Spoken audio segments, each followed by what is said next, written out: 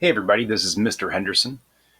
As we have finished up the Enlightenment, we're going to see how those ideas are going to move us into not only the American Revolution and cries for freedom, but that sentiment is going to spread across the Atlantic to the place where the Enlightenment was born, to the heart of France, in Paris. And will very quickly, in a matter of a few short months, go from the status quo, the way things have been for a long time, to erupting into a revolution. For this part, we're going to cover two lessons. The French Revolution begins, and then we'll take a look at how the revolution will bring reform and eventually terror. We have a few essential questions that we would like to answer. How did the French Revolution change the balance of power in Europe? What caused the French Revolution to take place with such violence? How did the French government and society change after the revolution? And we also have a few objectives to take care of while we go through this section, or through this module. We need to understand that economic and social inequalities in the old regime are going to help cause the French Revolution. We also want to be able to explain how the revolutionary government of France are going to make reforms, but also use terror and violence to retain their power. In class, we can go through a couple of think, pair, shares, but maybe some questions for you to think about on your notes, but I'll just run through them quickly here. How would you describe an unjust government? Again, this isn't something that you need to answer now, but maybe think about as we come into class tomorrow. We'll talk about possible answers.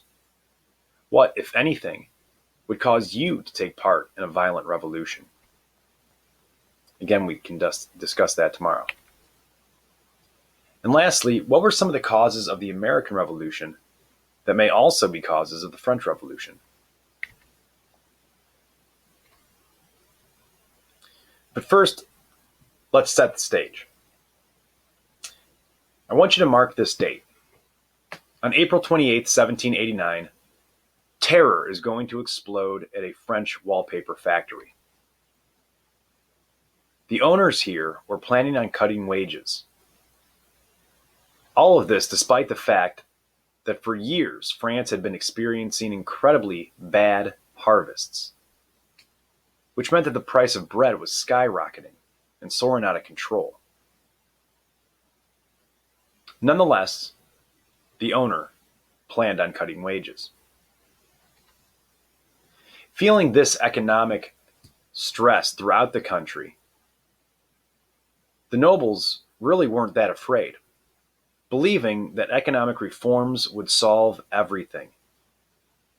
And all they would need to do is tax the peasants a little bit less, and then they would go back to their normal lives, enjoying it as peasants.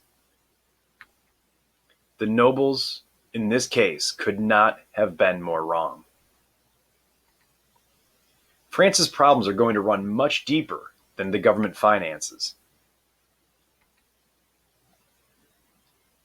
Unbeknownst to many of the nobles living out in the countryside, where things to them seemed great, there were incredible social problems that were brewing underneath the culture of France, and they needed to be dealt with.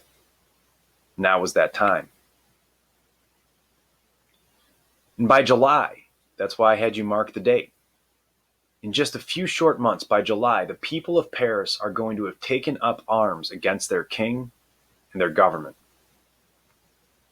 Before anyone knew it, France was having a revolution.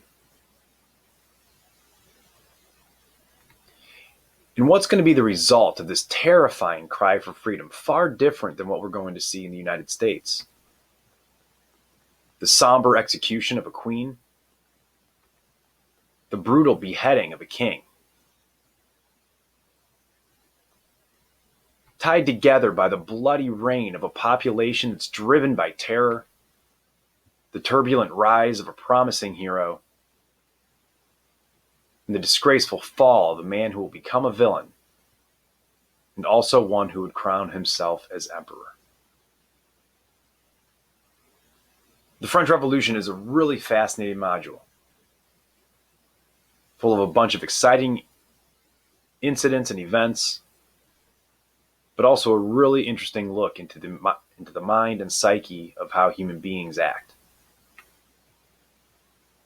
We're also going to look at the negative aspects that are going to come out of the Enlightenment, where in America it may have really worked out.